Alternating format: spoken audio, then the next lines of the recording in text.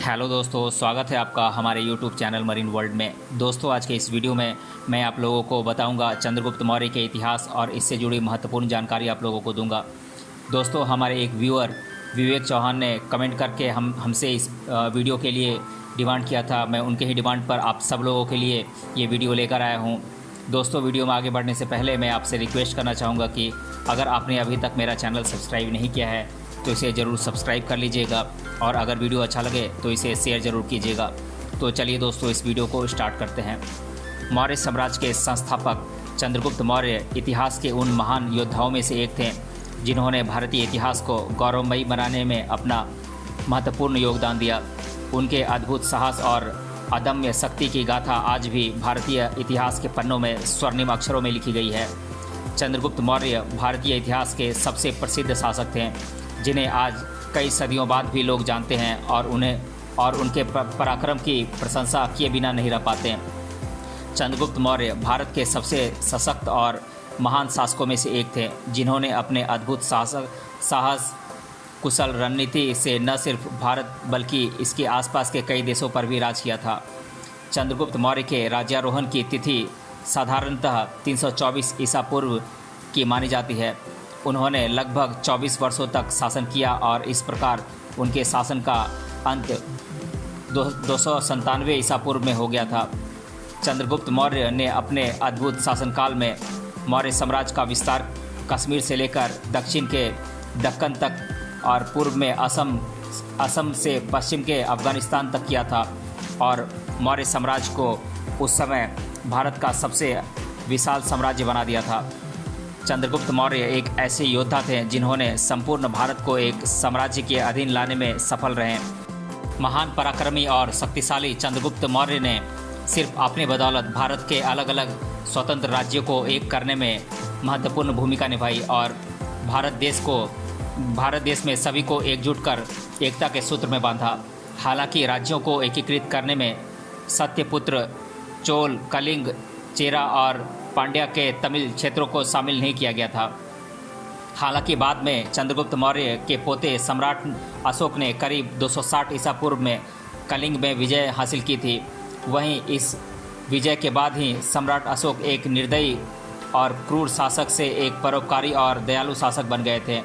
चंद्रगुप्त मौर्य के अद्भुत तेज और शौर्य को देखकर चाणक्य जैसे बुद्धिजीवी भी हक्का बक्का रह गए थे। चंद्रगुप्त बचपन से ही विलक्षण प्रतिभा के धनी थे। उनमें एक आदर्श, सफल, सच्चे और ईमानदार शासक के सभी गुण विद्यमान थे। वहीं चाणक्य सम्राट चंद्रगुप्त मौर्य के गुरु थे जिनसे चंद्रगुप्त मौर्य ने सामाजिक और राजनीतिक शिक्षा ग्रहण की थी। तो आइए जानते हैं इतिहास के इस महान योद्धा चंद्रगुप्त मौर्य के बारे में। संक्षिप्त में पहले जान लेते हैं हम इनके बारे में।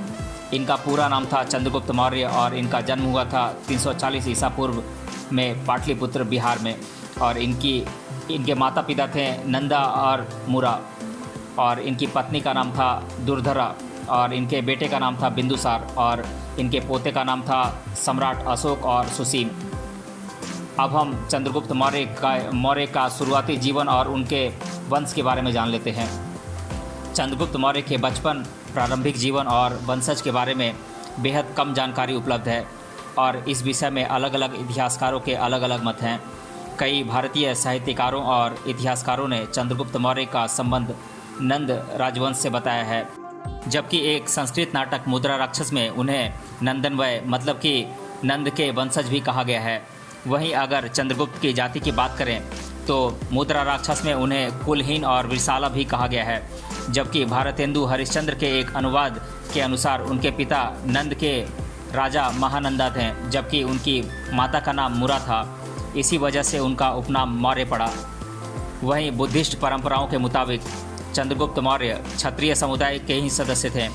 फिलहाल चंद्रगुप्त मौर्य का जन्म 340 ईसा पूर्व में पाटलिपुत्र, बिहार में माना जाता है। वे एक बेहद गरीब परिवार में पैदा हुए थे जिनके पिता नंदों की सेना में एक अधिकारी थे। चंद्रगुप्त मौर्य के जन्म से पहले ही वे दुनिया छोड़कर चल बसे थे। वहीं जब चंद्रगुप्त 10 साल के हुए तब उनकी माता मुरा का भी देहांत हो गया। वहीं इतिहास में ऐसा भी उल्लिखित है कि चंद्रगुप्त मौर्य के पिता नंदा और उनके चाचा नवनादास दोनों सौतेले भाई थे जो आपस में एक दूसरे को फूटी आंखों भी नहीं सुहाते थे और नवनादास उनके पिता को हमेशा जान से मारने की फिराक में रहते थे। आपको बता दें कि राजा नंदा के चंद्रगुप्त मौर्य को मिलाकर करीब 100 पुत्र थे। आपसी रंजिश के चलते उनके चाचा नवनादास ने महान शासक चंद्रगुप्त मौर्य के सभी भाइयों को मौत के घाट उतार दिया था। हालांकि चंद्रगुप्त मौर्य किसी तरह बच गए और मगध साम्राज्य में जाकर रहने लगे थे। अब हम चंद्रगुप्त मौर्य और आचार्य चाणक्य की मुलाकात कैसे हुई और कब हुई ये जान लेते हैं। इसके बाद चंद्रगुप्त मौर्य की मुलाकात दुनिया के सबसे अधिक बुद्धिजीवी, महान अर्थशास्त्री, राजनीति विज्ञान में निपुण एक महान ब्राह्मण आचार्य चाणक्य से हुई, जिनके बाद उनका जीवन पूरी तरह से बदल गया और उन्हीं की बदौलत वे इतिहास के सबसे नामचीन और महान योद्धा बने। तीव्र बुद्धि के चंद्रगुप्त मौर्य बचपन से ही प्रतिभावान, निडर और साहसी बालक थे। चाणक्य ने उनके गुणों को पहली ही मुलाकात में पहचान लिया था, इसलिए वे उनको तक्षशिला विश्वविद्यालय में लेकर गए थे, जहां पर उन्होंने चंद्रगुप्त की प्रतिभा को और अधिक निखारने के लिए पढ़ाना शुरू किया और उनके अंदर एक महान और साहसी योद्धा के सभी सामाजिक और राजनीतिक गुणों को विकसित कर उन्हें एक ज्ञानी, बुद्धिमान और समझदार शासक बनाया। अब हम चंद्रगुप्त चाणक्य द्वारा नंदवंश का पतन का संकल्प और मौर्य साम्राज्य की स्थापना के बारे में जान लेते हैं। चाणक्य और चंद्रगुप्त दोनों का उद्देश्य नंदवंश का पतन करने का था, क्योंकि चंद्रगुप्त से नंदवंश के शासकों ने उनका हक छीन लिया था और चाणक्य का भोग विलास और घमंड में चूर मगध के सम्राट धनानंद ने उनका अपमान किया था। दरअसल जब भारत पर सिकंदर ने आक्रमण किया था, उस समय चाणक्य तक्षशिला में अध्यापक थे और तभी तक्षशिला और गांधार के सम्राट आम्भी ने सिकंदर से समझौता कर लिया था, जिसके बाद चाणक्य ने भारत की अखंडता और संस्कृति को बचाने के लिए सभी राजाओं से सिकंदर को भारत में आने से रोकने का आग्रह किया, लेकिन उस समय सिकंदर से लड़ने कोई आगे नहीं आया। जिसके बाद चाणक्य ने सम्राट धनानंद से सिकंदर के प्रभाव को रोकने के लिए मदद मांगी, लेकिन अहंकारी सम्राट धनानंद ने चाणक्य का अपमान कर दिया। जिसके बाद आचार्य चाणक्य ने अपने अपमान का बदला लेने के लिए सबसे पहले बलशाली शिष्य सम्राट चंद्रगुप्त के साथ मिलकर नंद साम्राज्य के पतन की शपथ ली थी।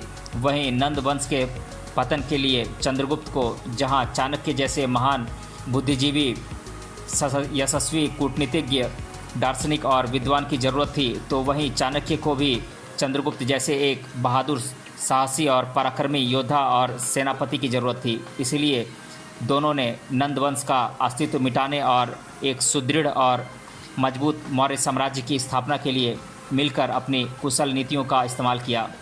इसके लिए दोनों ने कुछ अन्य शक्तिशाली शासकों के साथ मिलकर गठबंधन किए और एक विशाल सेना तैयार कर मगध के पाटलिपुत्र में आक्रमण कर नंदवंश के अस्तित्व को मिटाने में विजय हासिल की। इस तरह महान सम्राट चंद्रगुप्त मौर्य ने चाणक्य के मार्गदर्शन से बेहद कम उम्र में मौर्य साम्राज्य की स्थापना की और चाणक्य को अपने दरबार में मुख्य राजनीतिक सलाहकार और प्रधानमंत्री नियुक्त किया।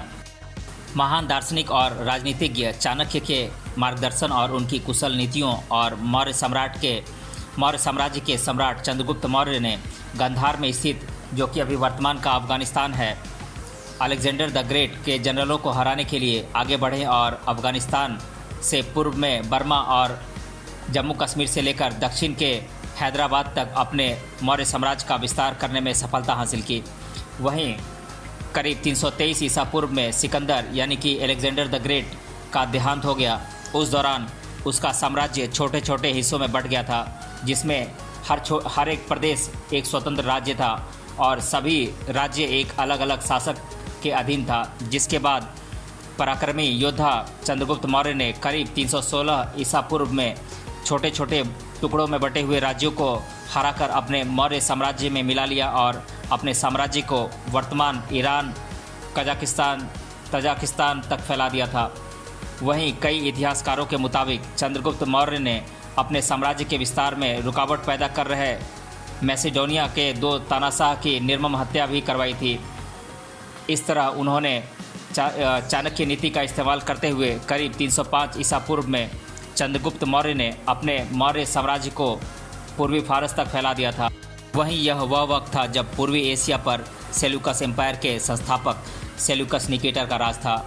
सेल्यूकस निकेटर अलेक्जेंडर का सेनापति भी रह चुका था। वहीं महान योद्धा चंद्रगुप्त मौर्य उस दौरान पूर्वी एशिया का बहुत सारा हिस्सा अपने अधीन कर चुके थे और वे बिना किसी लड़ाई झगड़े के इस क्षेत्र को अपने साम्राज्य में शामिल करना चाहते थे। इसलिए बाद में उन्होंने वहां के राजा से समझौता कर लिया, जिसके बाद पूर्वी एशिया पर भी चंद्रगुप्त मौर्य का सिक्का कायम हो गया। इसके बाद फिर मौर्य साम्राज्य एक विशाल और सुदृढ़ साम्राज्य बन चुका था और चंद्रगुप्त की गिनती दुनिया के महान शासकों में होने लगी थी। अब हम चंद्रगुप्त का विवाह और सिकंदर के सेनापति सेल्यूकस निकेटर से संधि के बारे में जान लेते हैं। सेल्यूकस निकेटर के संधि के बाद उन्होंने अपनी सुंदर राजकुमारी का विवाह महान योद्धा चंद्रगुप्त मौर्य के साथ कर दी। वहीं इसके बदले में सम्राट चंद्रगुप्त मौर्य ने सेल्यूकस निकेटर को 500 हाथियों की विशाल सेना दी थी, जिसका इस्तेमाल सेल्यूकस निकेटर ने 301 ईसा पूर्व में हुई एक लड़ाई जीतने में किया था। इस तरह सम्राट चंद्रगुप्त मौर्य ने अलग अलग टुकड़ों में बटे सभी गणराज्यों को एकजुट कर उत्तरी और पश्चिमी राज्यों पर अपने मौर्य साम्राज्य का विस्तार किया। हालांकि वे कलिंग यानी कि वर्तमान उड़ीसा और तमिल साम्राज्य पर अपना शासन कायम करने में नाकामयाब साबित हुए। हालांकि चंद्रगुप्त मौर्य के पोते और इतिहास के सबसे शक्तिशाली और महान योद्धा सम्राट अशोक ने बाद में कलिंग और तमिल साम्राज्य पर भी विजय हासिल कर इसे अपने मौर्य साम्राज्य में मिला लिया था। इस तरह मौर्य साम्राज्य उस समय भारत का सबसे सुदृढ़ और विशाल साम्राज्य बन गया था। मौर्य साम्राज्य के संस्थापक और इतिहास के सबसे महान योद्धा चंद्रगुप्त मौर्य जब 50 साल के हुए तब वे जैन धर्म के विचारों से काफ़ी प्रेरित हुए और फिर बाद में उन्होंने जैन धर्म को अपना लिया था और जैन धर्म और जैन संत भद्रबाहु को अपना गुरु बना लिया था।